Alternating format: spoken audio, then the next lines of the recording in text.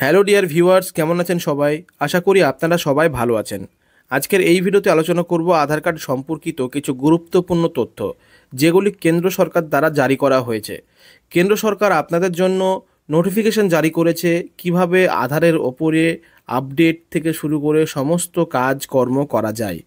আধার সম্পর্কিত যে নোটিফিকেশনটি জারি করা হয়েছে, সেই নোটিফিকেশনে কি কি বলা হয়েছে সেটি পুরো বাংলাতে আপনাদের জন্য আমি নিয়ে হাজির হয়েছি। অবশ্যই ভিডিওটি প্রথম থেকে শেষ পর্যন্ত দেখবেন, যাতে আধার কার্ড নিয়ে কোনো ধরনের আপডেট আপনারা মিস না করে যান।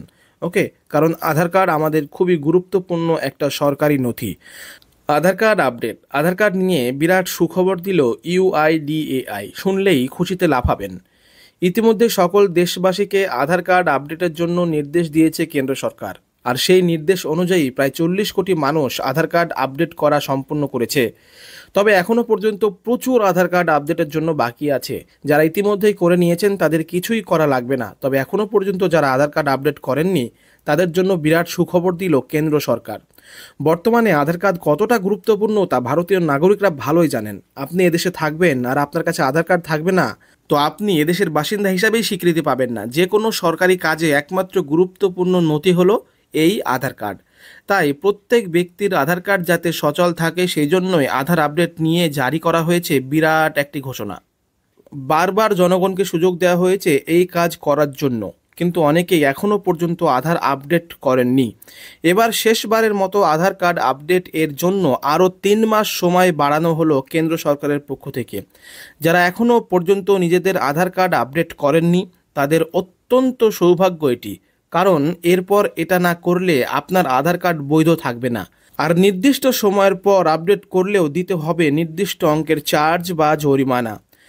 অনলাইন আধার কার্ড আপডেট। প্রতিটি জিনিসেরই একটা নির্দিষ্ট বৈধতার মেয়াদ থাকে। এই মেয়াদ শেষ হলেই আবার রিনিউ করতে হয় সেই জিনিসের। আধার কার্ডের ক্ষেত্রেও ঠিক এমনটাই। আধার কার্ড শুরু হয়েছে 10 বছরেরও বেশি সময় ধরে, তাই এক্ষেত্রে অনেকেরই আধার কার্ড নির্দিষ্ট সময়সীমা অতিক্রম করে গিয়েছে, যার ফলে এখন দুর্বল হয়ে পড়েছে সেই কার্ডের সিকিউরিটি। আপনারা ভালো করেই জানেন আধার কার্ড সব কাজে লাগে, আর অনলাইন লেনদেনের জন্য সিকিউরিটিও জরুরি। তাই এখানে কতটা গুরুত্বপূর্ণ তথ্য থাকে একজন ব্যক্তির, সেটা কিন্তু বলা যায় না। সিকিউরিটি যদি দুর্বল হয়ে পড়ে তাহলে হ্যাকাররা সহজে ট্রেস করতে পারবে আমাদের আধার কার্ড, আর তখন অনেক ক্ষতি হতে পারে আমাদের। এই কারণেই আধার কার্ড আপডেট করার কথা জানিয়েছেন কেন্দ্র সরকার। যারা নিজেদের আধার প্রতি 10 বছর পরে আপডেট করবেন তাদের সেরকম কোনো ভয় নেই। Aadhaar card update last date by UIDAI, মানে আধার কার্ডের শেষ ডেট যেটি ইউআইডিএআই এর মাধ্যমে দেওয়া হয়েছে 2023-এর জুন মাসে। এর পক্ষ থেকে, মানে ইউআইডিএআই এর ফুল ফর্ম হচ্ছে unique identification authority of India, এর পক্ষ থেকে আধার কার্ডে আপডেট নিয়ে বিজ্ঞপ্তি জারি হয়েছিল।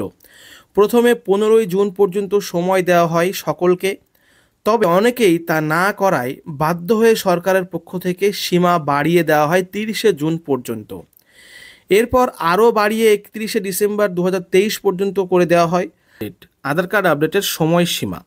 সর্বশেষ আপডেট অনুযায়ী কেন্দ্রীয় সরকার 14ই মার্চ 2024 পর্যন্ত চূড়ান্ত সময় দিয়েছিল, কিন্তু এখনও কিছু মানুষ বাদ পড়ে যাওয়ায় তাদের জন্য আরও 3 মাস অতিরিক্ত সময় এই মুহূর্তে দিল কেন্দ্র সরকার।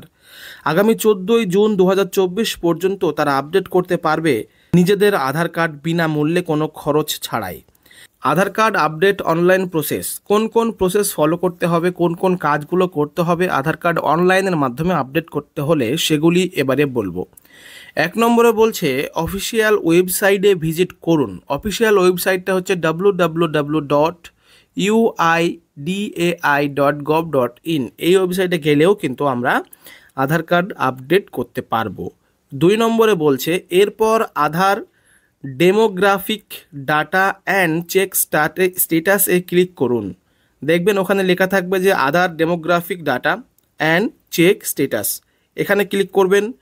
3 নম্বর মোবাইল নম্বর জানতে চাইবে, যেটিতে আধার লিঙ্ক করা আছে সেই নম্বরটি লিখুন।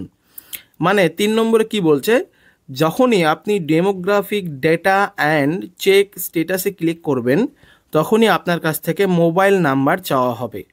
যে মোবাইল নম্বরটি আধার কার্ডের সঙ্গে লিঙ্ক থাকতে হবে। ওকে। 4 নম্বরে বলছে আপনার ফোনে ওটিপি যাবে, ওটিপিটি লিখুন। যখন আপনি মোবাইল নম্বর দিয়ে সাবমিট করবেন তখন আপনার মোবাইলে একটি ওটিপি চলে আসবে, সেই ওটিপিটি সেই বক্সে ভরতে হবে। 5 নম্বর আপডেট ডেমোগ্রাফিক স্ট্যাটাস অপশানে ক্লিক করুন। ওখানে দেখবেন যখন আধার পোর্টাল খুলে যাবে তখন লেখা থাকবে update demographic status option, click করুন। তো অবশ্যই সেই জায়গাটাতে ক্লিক করতে হবে। 6 নম্বর প্রসিড বাটনে ক্লিক করতে হবে, তারপরে দেখবেন প্রসিড বাটন থাকবে, সেখানে ক্লিক করবেন। 7 নম্বর আপনার একটি পরিচয়পত্রের প্রমাণ এবং একটি স্থায়ী বাসস্থানের প্রমাণ স্ক্যান করে আপলোড করতে হবে।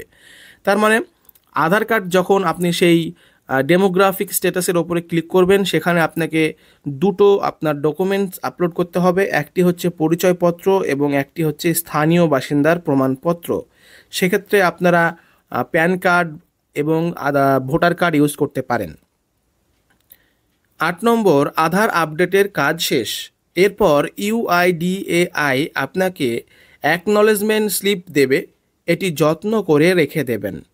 তারপরে কি বলছে দেখুন, আধার আপডেট ও ডকুমেন্ট আপলোডের 2 দিনের মধ্যে আপনার মোবাইলে একটি মেসেজ আসবে। এরপর আরও কয়েকদিন পর আপনার আবেদনের স্ট্যাটাস নিয়ে আরেকটি কনফারেন্স মেসেজ আসবে, তাহলেই আপনার আধার আপডেট প্রক্রিয়া সম্পূর্ণ হবে।